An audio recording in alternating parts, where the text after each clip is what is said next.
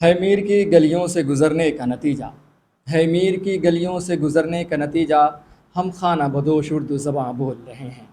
आदाब नाज़रीन, मैं हूं आपका मेज़बान सैयद मिराज और आप देख रहे हैं मुल्क मीडिया पॉडकास्ट। गाहे बगाहे आपके यूट्यूब चैनल के ज़रिए मुल्क मीडिया की इस खूबसूरत खिदमत, इस खूबसूरत शुरुआत की वीडियोस आपके पास पहुंचती रहती हैं पॉडकास्ट की शक्ल में, जिसमें आप हिंदुस्तान के कई अहम शख्सियात को देखते रहते हैं। आज इस पॉडकास्ट के सिलसिले में एक शख्सियत से मैं आपको रूबरू कराने वाला हूं, जिनका उर्दू अदब में बहुत ज़्यादा नाम है और अपनी शायरी, अपने अंदाज़ बयान से बखूबी जानी जाती हैं। जी हाँ नाज़रीन, मैं बात कर रहा हूँ मेरठ शहर के, ज़िला मेरठ की एक खूबसूरत शायरा, जिन्होंने कम वक्तों में अपनी एक अलग पहचान बनाई, एक अपना नुमाया नाम बनाया और लोगों के जहन में, लोगों के दिलों में अपनी जगह बना, लोगों के जहनों में, उनके दिलों में जगह बनाने में कामयाब रहीं। मेरी मुराद है मोहतरमा दानिश गज़ल साहिबा से। आपका खैर मकदम है। बहुत बहुत शुक्रिया आपका। तो दानिश साहिबा, यहीं से सफ़र शुरू करें। जी। सबसे पहले मैं आपके बारे में, आपके शुरुआती दौर के बारे में जानना चाहूँगा। दरअसल मैं मेरठ से, आपने जैसे बताया, मेरठ से मेरा ताल्लुक़ है। मेरठ में एक गांव होता है मेरा, नंगला साहू करके। हम्म। वहाँ पे मेरी पैदाइश हुई और मुझे बचपन से ही थोड़ा सा लगाव था शायरी से। अक्सर मैं किसी के भी अगर शेर अच्छा लगता था तो मैं उसको कोट करके अपनी नोटबुक पे लिखती थी, और मतलब शौक़ था हम्म। किसी की गज़लें पढ़ना, नज़्म पढ़ना। कहीं न कहीं बचपन से कीटाणु थे जी ये, आप जी। समझ सकते हैं। उसके बाद जो है मैं 8-9 क्लास में थी, तब से मैंने गज़लें कहना शुरू किया था। ये नहीं मालूम था वह किसको कहते हैं, लेकिन जैसा भी देखती थी कि इन्होंने ऐसे लिखा हुआ है तो मैं ऐसे ही लफ्ज़ों इसी को तरीके से आप लिखना मिलाऊँ, शुरू कर थोड़ा-सा चीज़ें देते। समझ गई थी। लेकिन डाइस पर नहीं थी। तो मेरे ख़्याल से तो मैं डाइस दोबारा। पर आने का सिलसिला आपका कब शुरू हुआ? आपने शेर लिखना तो 8वीं क्लास से जी, शुरू जी, कर जी। दिया, लेकिन जी। डाइस तक पहुंचने का जो सिलसिला था वो कैसे रहा? डाइस में 9th क्लास में पढ़ती थी। उसके बाद यहाँ पे मेरठ में एक कस्बा होता है सरधना, आपने अच्छा। सुना होगा। तो सरधना में एक बूढ़ा बाबू मेला करके वहाँ पे एक ऑल इंडिया मुशायरा था। तो जो वो कराने वाले थे वो दूर के हमारे रिश्तेदार होते थे। अच्छा। तो पापा की उनसे थोड़ी आशनाई थी, उन्होंने कहा कि बच्ची मुझे मुसलसल परेशान करती है, मुशायरा है उससे चंद शेर पढ़वा देना अपनी डाइस पर। हम्म। उन्होंने कहा नहीं, अपना मुशायरा, बच्ची अपनी है तो पढ़ लेंगी। तो बहरहाल मैं वहाँ पे मुशायरे में गई और था ही नहीं कुछ, मतलब जो भी था अपने उल्टे-सीधे वो था अपना। वहाँ पे गई तो काफ़ी शायरों ने पढ़ा, मैंने भी पढ़ा, शुरू में पढ़वा दिया गया था मुझे। हम्म। तो बड़ा अच्छा लगा था। बहरहाल वो बहर में नहीं थे, कुछ ख़ामियाँ थीं क्योंकि मालूम नहीं था उस वक़्त कुछ भी। उसके बाद मैंने वहाँ पढ़ा तो काफ़ी दुआएँ मिलीं। पापा ने कहा कि बस हो गया ना शौक़ पूरा, अब अपनी पढ़ाई पे फ़ोकस करो, बोर्ड एग्ज़ाम आने वाले हैं हम्म। 10th क्लास में। तो अब मुझे तो चस्का लग गया वो थोड़ा-सा कि जी। दुआएँ मिलती हैं, इतनी लोग इज़्ज़त करते हैं, सब कुछ वहाँ पे कि आपका लिफ़ाफ़ा हो गया। मैंने कहा लिफ़ाफ़ा क्या होता है? मुझे नहीं मालूम था लिफ़ाफ़ा, पेमेंट भी मिलता है, मतलब ये नहीं मालूम था हाँ। मुशायरे में। तो वहाँ से ये शुरू तो मतलब हुआ। सरधना से आपकी शुरुआत हुई, हाँ जी, जो मेरी। वालिद साहब ने जो है आपको एक मौका दिया, अपने जी, जी, जो जी, जी। रिश्तेदार थे उनके ज़रिए। हाँ तो जी। दोस्तों, ये कहा जा सकता है कि नेपोटिज़्म यहाँ पर हुआ था। जी, तो जी, जी। नेपोटिज़्म यहाँ पर भी शुरुआत हुई।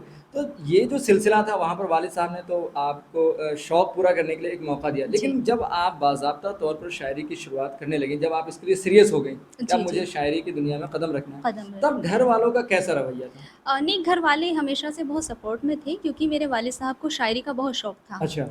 मेरठी करके एक शायर हैं, आपको मालूम है। जी। तो मैंने बहुत कम उम्र थी मेरी, मैंने उनका मजमूआ कलाम पढ़ा तो मुझे वाक़ई उनसे बहुत दिलचस्पी हुई, और वो एक इनकलाबी शायर थे, हुँ। बहुत बाकिरदार। तो मैं उनसे इतना मुतासिर हुई कि पापा मुझे ऐसी किताबें लिखनी हैं। लिखनी है। पापा ने कहा कि बेटा दिमाग वालों का काम होता है, जो आप खाली हैं।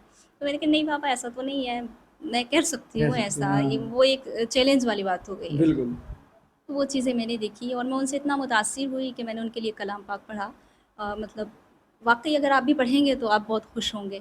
तो वहीं से मुझे एक राह मिली। कीटाणु मेरे अंदर थे हुँ, शायरी के, हुँ। वो अताई थी अल्लाह की तरफ से, लेकिन वो एक रास्ता होता है ना, वो वो एक जुनून जो था वो हफ़ीज़ हफ़ीज़ मेहटी को साहब पढ़ने से के मुझे, बाद मिला। वहाँ से मुझे आया। उसके बाद मैंने गज़लें शुरू कर दी थी। हालाँकि घर वाले यकीन भी नहीं करते थे कि नहीं इधर-उधर से कहीं से करती है कुछ वो।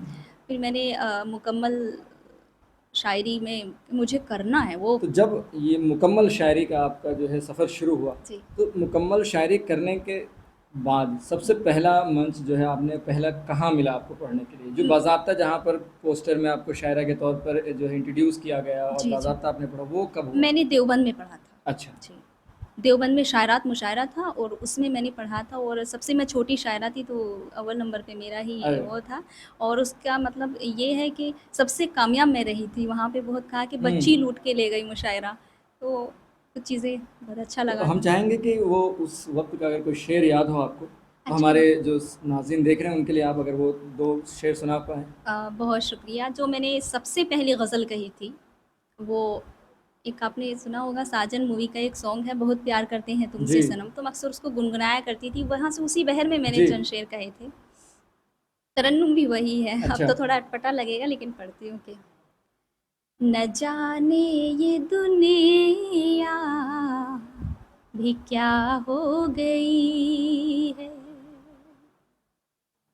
न जाने ये दुनिया, न जाने ये दुनिया भी क्या हो गई है, हर एक दिल से उल्फत फना हो गई है, हुँ। हर एक दिल से उल्फत फना हो गई है। ये वाह! मेरी सबसे पहली गज़ल का क्या वो कहने। अच्छा, जब आपने शेरी सफ़र शुरू किया जी, तो जी। ज़रूरी है कि एक लड़की के लिए जी। दूसरे शहर जाना या दूसरे स्टेट में जाना बड़ा मुश्किल काम हुआ करता जी, है। बिल्कुल। तो जब आप बाज़ाब्ता तौर पर शायरी करने लगीं और दूसरे शहरों का सफ़र करने लगीं, तो फिर कैसे मतलब आपने खुद को तैयार किया? आप अकेले जाया करती थीं या किसी को घर वालों ने कहा कि नहीं इनके साथ आपको सफ़र करना है? ये ज़रा हमारे नाज़रीन जानना चाहेंगे। दरअसल मुझे 12 साल हो गए हैं इस फ़ील्ड में। जी। 2012-13 में मैंने मुशायरों की शुरुआत की अच्छा। थी और आज 25 है, आप समझ सकते हैं। तो मैं जिस ख़ानदान, जिस इलाके से मैं आती हूँ, तो वहाँ पे लड़कियों को परमिशन नहीं मिलती है। बिल्कुल। अव्वल तो ये एजुकेशन के लिए परमिशन बड़ी हुँ। मुश्किल से मिलती है कि नहीं बच्ची है, इंटर करा दीजिए, बस बात बस, खत्म। बस, बस। तो शायरी तो बहुत शीन से दूर भी वाकिफ़ नहीं है हुँ। मेरे इलाके के लोग। लेकिन ऐसा नहीं है कि कभी मतलब मुझे कुछ कहा हो, तंज़ किया हो, पीठ पीछे कुछ कहा हो, हुँ। उससे मुझे कुछ मतलब नहीं है। और हमेशा मैं अपने वालिद के साथ जाती हूँ। मुशायरों में। जी, मुशायरों में 12 साल हो गए, मैं आज तक का मेरा रिकॉर्ड में कहीं अकेले सफ़र नहीं किया है। हुँ। वो थोड़ी-सी घर की रिवायत समझ लीजिए या मेरे अंदर अभी इतना हौसला नहीं है, कुछ भी आप समझ सकते बहुत हैं। अच्छी बात है। अच्छा, मैं एक और बात जानना था, जैसा आपने बताया कि आपने हाफ़िज़ मेहदी साहब को पहले जी। पढ़ा और उसके बाद आपने अपने शेरी सफ़र का जी, आगाज़ किया। जी।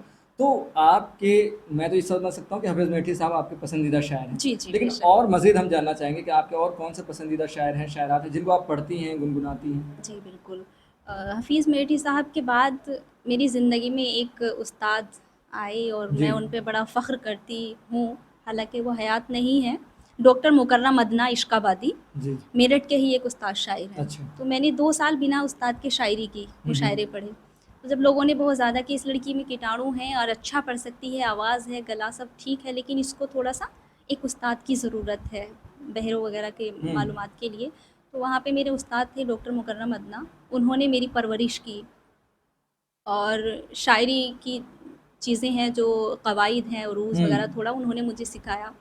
तो वो मेरे पसंदीदा हैं, इन लोगों से मेरा रूहानी ताल्लुक़ है, रूहानी रिश्ता है जो कभी नहीं टूट सकता। इसके अलावा मैं परवीन शाकिर की बहुत बड़ी फ़ैन हूँ। क्या कहते हैं? परवीन शाकिर मेरी पसंदीदा शायरा हैं।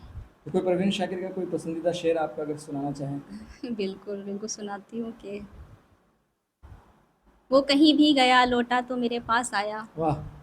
वो कहीं भी गया लौटा तो मेरे पास आया, बस यही बात है अच्छी मेरे हर जाई वाह! की। क्या कहने। कैसे कह दूँ कि मुझे छोड़ दिया है उसने, हुँ। बात तो सच है मगर बात बात है है रुसवाई रुसवाई की। की। क्या कहने। तो मेरी पसंदीदा शायरा है वो। जी। अच्छा, 12 साल का वक़्फ़ा गुज़र चुका है। 12 साल आपको इस फ़ील्ड में जो है जी। शायरी करते हुए, तो अब तक आपने कितनी ग़ज़लें, नज़्में और इस तरीक़े के कितना कुछ आपने लिखा है? मेरे पास 250, 200, 250 के समथिंग ग़ज़लें हैं और गीत बहुत कम कहती हूँ तो मैं। कोई किताब आपने शाया नहीं किया नहीं, अभी? अभी नहीं की है। अभी नहीं की। जी। अच्छा, एक सवाल जो अक्सर शायर से किया जाता है, वो हमारा भी सवाल होगा आपसे, अक्सर पूछा जाता है क्योंकि शायर जो होते हैं वो अपना दूसरा नाम रखते हैं, शायरी वाला। असल में नाम उनका कुछ और हुआ करता जी, है। जी। तो हमारे सामाईन और बहुत अक्सर ऐसे सवालात आते हैं, पूछा जाता है कि आखिर जो है उनका क्या है, तो हम दानिश साहब आपसे जानना चाहेंगे कि आपका असली जो नाम है पैन कार्ड पे वो क्या है? मेरा असल नाम असल में सर कोई भी नहीं जानता, और आज हम्म। मैं पहली बार इस प्लेटफॉर्म से से अपना नाम जी मैं आपको बता रही जी हूँ। जी। मेरा असल नाम दानिस्ता चौहान है, और डॉक्यूमेंट्स में मेरा दानिस्ता चौहान ही है, और वैसे भी सब लोग जानते ही हैं दानिस्ता चौहान के नाम से ही।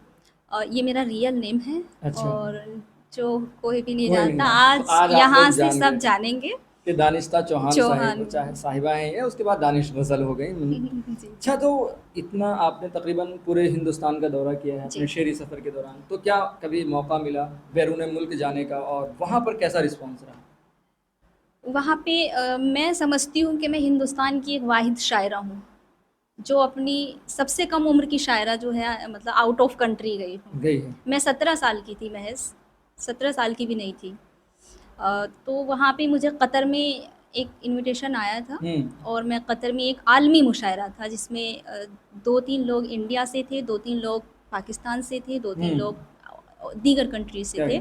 तो उसमें जब मैं मुशायरे में गई, तो वहाँ पे सब लोगों ने कहा कि इतनी छोटी बच्ची को बुला लिया है, इतना पेमेंट भी दिया है, इसको खर्चा है, सब चीज़ें, मुनासिब था कि किसी हम्म। बड़ी शायरा को बुला लिया होता। तो वो कन्वीनर साहब कहने लगे कि बच्ची है, कोई बात नहीं, जब पढ़ेगी तब पता लगेगा आपको। तो मुझे आलोक श्रीवास्तव साहब निज़ामत कर रहे थे, हम्म। तो मुझे ऐसे बुलाया उन्होंने और कहा कि मेरठ से पहली बार ये बच्ची आई है। और मैं भी थोड़ा-सा कि भाई अपने भारत से बाहर आई हूँ, तो हम्म। मैंने बस एक ही जुमला बोला था वहाँ पे कि देखिए, मैं उन्होंने कहा था आलोक भाई ने कि बेटा, खिलाड़ी को जो है शुरू में बड़े अच्छे खिलाड़ी को उतारा जाता है, और आप पे हमें बहुत भरोसा है। मैंने कहा देखिए आलोक भाई, मैं बिल्कुल नहीं डर रही हूँ, और ऐसा कुछ नहीं है, लेकिन ये है कि पहली बार आई हूँ, हम्म। और मैं जिस शहर से ताल्लुक़ रखती हूँ मेरठ है, और मेरठ ने जंग आज़ादी की शुरुआत की थी भारत की, तो क्या बिल्कुल। उस शहर की बिटिया इस मुशायरे की शुरुआत नहीं कर क्या सकती? कहना। तो वहाँ पे काफ़ी लोगों ने खड़े हो गए थे, मतलब इतना मुझे दुआएँ दी, और जिसको मैं कभी नहीं भूल सकती। वाह! तो ये मतलब 17 साल की उम्र से आपका हाँ बैरून जी। मुल्क जाने जी, का जी। सफ़र शुरू हुआ। जी। तो आप, अब तो सोशल मीडिया का दौर है। जी। इस दौर में किसी की जो है, ये कहा जाए कि इस वक्त किसी को इस पैराए पर तौला जाता है कि किसी शायर या शायरात का कौन सा शेर वायरल हुआ है, और गालिबन उसी वजह से जो है मुशायरों में जगह भी मिला करती है। अब जी, इस जी, जी। जो है कन्वीनर्स का ये कुछ इस तरीके का हाल है, तो क्या कोई शेर आपका वायरल हुआ जिससे आपको बड़ी पजीराई मिली हो? जी, जी। मेरे असल में 4 मिसरे हैं। एक जी। क़ता है वो अच्छा। काफ़ी मशहूर है, और जिसके बिना पर मुझे काफ़ी बुलाया भी जाता है कि फ़लाँ इंजीनियर की या सियासतदां की बेटी हूँ। हम्म। मैं हरगिज़ ये नहीं कहती कि तुर्रम खां की बेटी हूँ। वाह! मैं हिंदू हूँ या मुस्लिम हूँ, मगर सच है यही दानिश। हम्म। मैं खुद पर गर्व करती हूँ कि हिंदुस्तान की बेटी हूँ। वाह! वाह! अच्छा, आपके वायरल शेर की बात चली तो मुझे एक और बात याद आती कि आपने तकरीबन 250-300 गज़लें, नज़में जी, लिखी। जी। इतने लिखने के बाद जी। आपका कोई पसंदीदा शेर है? और इतना लिखने के बाद आप हर बार अपनी शायरी में क्या नया लिखना चाहती हैं? क्या तलाश करती हैं? मेरी सबसे पहले तो देखिए, शायरी तो सारी ही पसंद होती है। जैसे एक माँ को अपनी सारी औलादें पसंद होती जी, हैं, जी। ऐसे एक शायर को अपनी हर एक गज़ल पसंद होती है। हुँ। बस वो आवाम तय कर लेती कि आवाम को क्या पसंद क्या आ पसंद जाए। है? बिल्कुल। और मेरा सर सबसे पहला जो मकसद होता है या कोशिश होती है, वो ये होती है कि शायरी में मेयार ज़िंदा रहे। वाह! मुझे शऊर, क्योंकि शायरी का नाम ही शऊर है, बिल्कुल। और अगर शायरी में शऊर या मेयार ना हो तो मैं समझती हूँ कुछ नहीं है। मेरा एक मतला है कि अ, शेरों में अगर उसके वो मेयार नहीं हैं, हुँ। शेरों में अगर उसके वो मेयार नहीं हैं, वो कुछ भी हो लेकिन कोई फ़नकार नहीं वाह! है। क्या कहने हैं, बहुत अच्छी। तो इस तरह की शायरी मैं समझती हूँ कि मेयार ज़िंदा रहे। तो देखिए, एक और बात मेरे जो अक्सर ज़हन में आता है, इस वक़्त जो नए शायर जो शायरी करते हैं, सबका की ज़मीन एक ही हुआ करती है, जी। मोहब्बत, जी। इश्क। तो इतना वक़्त गुज़ारने के बाद आप किस ज़मीन पर ज़्यादा शायरी करना पसंद करती हैं? या यूँ कहूँ कि आपको कौन-सा सिन्फ़ जो है ज़्यादा पसंद है? मुझे गज़ल में हालात पसंद हैं, क्योंकि हालात को नज़रअंदाज़ नहीं करना चाहिए। हुँ। इससे जो है हमारा मुस्तक़बिल जो है रोशन होने की कोशिश होती है, एक रास्ता होता है।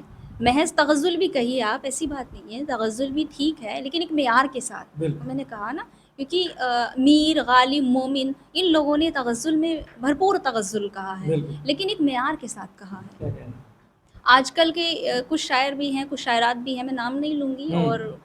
मुझे उनसे कोई ज़ाती वो नहीं है, लेकिन कहीं-कहीं मुझे मैं मशवरे के तौर पे ये कहना चाहती हूँ कि आप शेर कहिए, तग़ज़्ज़ुल भी कहिए, लेकिन मेयार ज़िंदा क्या रखिए। कहें? बहुत अच्छी बात कही आपने। ये मयार मेरी से एक और कोशिश मेरा है। सवाल है कि आज के वक़्त में हिंदुस्तान में जो शायरी का मयार है, जी, आप किस तरह देखती हैं उसको?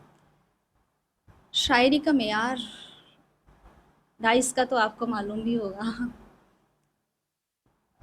मैं ये कहूँगी कि आप शायरी ऐसी कहिए कि आप अपने माँ-बाप के सामने पढ़ते हुए नदामत महसूस ना करें। वाह! क्या बड़ी बात की आपने। आप महफ़िल में अगर बैठे हैं, अगर 4 लोग आपके भाई जैसे भाई हुँ। की उम्र के बैठे हैं, 4 लोग आपके वालिद के बराबर के बैठे हैं। आजकल तो माशाल्लाह ये भी एक आगे चीज़ है कि औरत ख़्वातीन भी मुशायरे में हुँ, शिरकत हुँ। करती हैं बतौर सुनने के लिए। तो आप ऐसी शायरी पेश कीजिए ना, तो आपको मतलब महसूस करें लोग और एक पैगाम भी हो, एक मेयार के साथ। और दूसरी बात ये कि उन लोगों को दाद देते हुए शर्म महसूस ना हो। और अपने घर पे जाके भी वो लोग तज़किरा करें कि आज हम उस फ़लाँ मुशायरे में गए थे, उस शायर ने ऐसा कलाम पढ़ा। मतलब एक पैगाम के साथ अच्छा, इसमें रहे। ये तो बातें हुई आपके हवाले से। अब थोड़ा-सा मैं कुछ सवाल अपने बदलूँगा। जी। मैं जानना चाहूँगा कि जब खाली वक़्त होता है तो दानिश ग़ज़ल क्या करना पसंद करती हैं? मुझे तन्हाई बहुत पसंद है, तन्हाई पसंद है। इसकी कोई बहुत ख़ास ज़्यादा वजह? पसंद। क्योंकि इंसान की खुद से मुलाकात होती है ना क्या तन्हाई कहने क्या में। कहने? अपने आप से मुलाकात इंसान की होना बहुत ज़रूरी है। वाह! बहुत अच्छा। एक और जो मेरा वो है अक्सर देखिए जो मकबूल हो जाता है इंसान, तो लोग उसके बारे में जानने में बहुत ज़्यादा इंटरेस्ट रखते हैं। जी। तजस्सुस होता है कि आखिर वो दानिश ग़ज़ल ज़िंदगी कैसे जीती हैं, किस तरीके के काम करती हैं। तो हमारी ऑडियंस अक्सर ये जानना चाहती है कि क्या दानिश ग़ज़ल जो है, कोई ऐसा ख़ास खाना वग़ैरह है जिसे खाना पसंद करती हैं या क्या है ज़िंदगी की एक्टिविटी? मैं इसमें एक तो डिग्री कॉलेज है मेरे मेरठ में, Shatakshi education of college, Shatakshi college of education. तो वहाँ पे मैं उर्दू लेक्चरार की हैसियत से वहाँ पे अपनी क्या कहें? पढ़ाती हूँ, गज़ल पढ़ाती भी हूँ। ये अच्छा, मेरी खुशकिस्मती है। ग़ज़ल गज़ल पढ़ाती भी कहती भी हैं हूँ, पढ़ती भी हूँ, पढ़ाती भी और हूँ। खुद भी ग़ज़ल हैं। जी, बस। वो एक तो मेरा ये है कि मैं कॉलेज में पढ़ाती हूँ, वहाँ जी, बच्चे हैं माशाल्लाह और कॉलेज का स्टाफ सब माहौल बड़ा अच्छा है, सपोर्टिंग है सब लोग। उसके अलावा मुझे चाय बहुत पसंद है। क्या कहने हैं? चाय अच्छा। मेरी यकीन मानिए पहली मोहब्बत है और आखिरी मोहब्बत है अभी तक तो। हुँ, चाय मुझे बहुत पसंद है और खाने में बहुत कम चीज़ें पसंद हैं। क्या बात! मुझे चाय से याद आया, हमारे बड़े अज़ीज़ दोस्त, बड़े भाई हैं अनस फैज़ी साहब, उनका एक शेर है कि जी, इश्क के मसले पर बात करनी है हमें, जी। इश्क के मसले पर बात करनी है हमें, हो सके तो कल शाम चाय पर आ जाइए।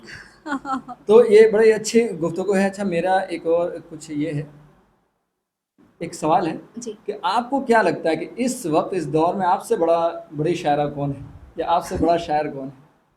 अगर मज़ाक के तौर पे कहूँ तो मैं खुद ही हूँ। देखिए ये अच्छी बात है ना? नहीं, ये तो ख़ैर मज़ाक था। बहरहाल मुझसे बड़े बहुत लोग हैं, मैं खुद को बहुत अदना सी शायरा मानती हूँ। मैं खुद अभी एक तालिब इल्म हूँ, पीएचडी की तरफ जा रही हूँ, पढ़ती हूँ। मुझसे बड़ी शबीना अदीब साहिबा हैं, बेशक। जिनके यहाँ मेयार भी है, तहज़ीब है, अदब है, सलीक़ा है। और उसके अलावा भी काफ़ी सारी हमारे यहाँ हिंदुस्तान में शायरात हैं, जी। अना देहलवी, नखत अमरोही, इन लोगों से शबीना अदीब तो एक माशाल्लाह बहुत अच्छी हुँ। परफ़ॉर्मर है, इसमें कोई शक नहीं है और बहुत अच्छी भी है। लेकिन मेरा जिन लोगों से थोड़ा ज़्यादा ताल्लुक़ है या मैंने देखा है ज़मीन से जुड़ी हुई औरतें हैं या शायरात हैं, वो अना देहलवी और नखत अमरोही। बात ख़वातीन की चली, तो मेरा एक सवाल है कि जो आने वाली जो नौजवान नस्ल है, ख़ासकर लड़कियां या ख़ातून या ख़वातीन जो इस फ़ील्ड में कदम रखना चाहती हैं, जी। आपको क्या लगता है कि उनका किस कदर जो है उनका मुस्तक़बिल है शायरी की दुनिया में, और जब वो इस पे कदम रखें कैसे शुरुआत करें वो? देखिए कदम रखे वो अव्वल तो ये है कि देखिए डाइस पे आजकल तो आना बहुत आसान हो गया है। अच्छा। लेकिन मैं समझती हूँ कि अगर कोई कोशिश कर रहा है ना वो मुताला करे, पुराने शायरों को ज़रूर पढ़े। हालाँकि अब वक़्त बदल गया है, चीज़ें अब व्हाट्सएप, मैसेंजर, कबूतर से मैसेंजर तक का ज़माना आ जी, गया जी। है। तो रिवायती शायरी जो है बहुत मतलब एक तरह से बहुत पीछे पीछे होती हो जा गई। रही है। लेकिन रिवायती शायरी जो रिवायती शायरी ही है ना, उसका कोई बदल नहीं है। आप अच्छी बात है, नए-नए मौज़ू आ रहे हैं, लेकिन रिवायत कुछ चीज़ें होती हैं। और आपको मालूम होगा किसी एक शायर के पास एक शागिर्द जाता है, वो जी, कहता जी। है कि मुझे शायर शायर बनना है। बनना है, बिल्कुल। तो उन्होंने कहा है कि आप किसी बड़े शायर के 5000 शेर याद करके लाइए। वाह! उन्होंने रात-दिन लगाया और 5000 शेर याद किए। आधा तो वो वहीं पे सीख गए। हुँ। रदीफ़ किसको कहते हैं, काफ़िया किसको कहते हैं। आप 5000 शेर याद करना कोई आसान काम तो नहीं है।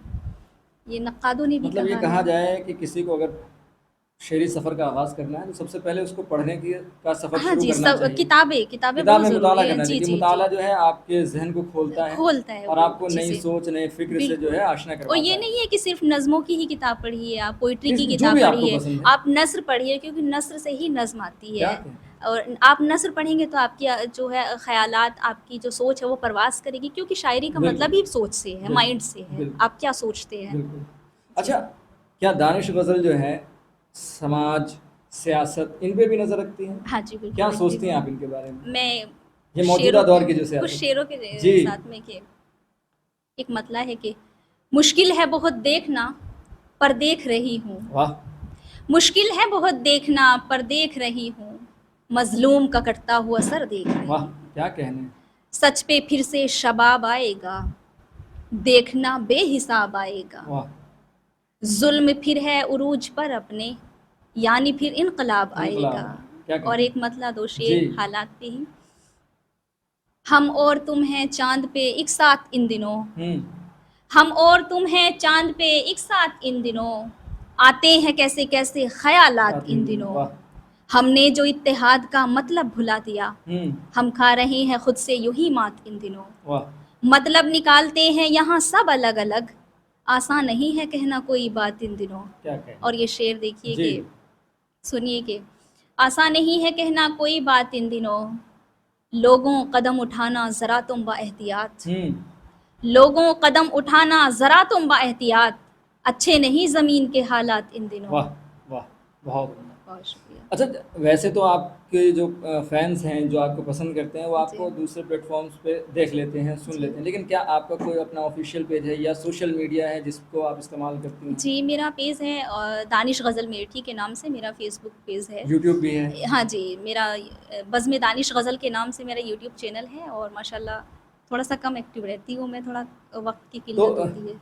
एक सवाल जो जी, अक्सर लोग जानना चाहते जी, हैं, मैं भी आपसे पूछना चाहूँगा कि दानिश गज़ल जो है शायरी की दुनिया में 12 साल का वक़्फ़ा गुज़ार चुकी हैं, आप कॉलेजेस में पढ़ा भी रही हैं। जी।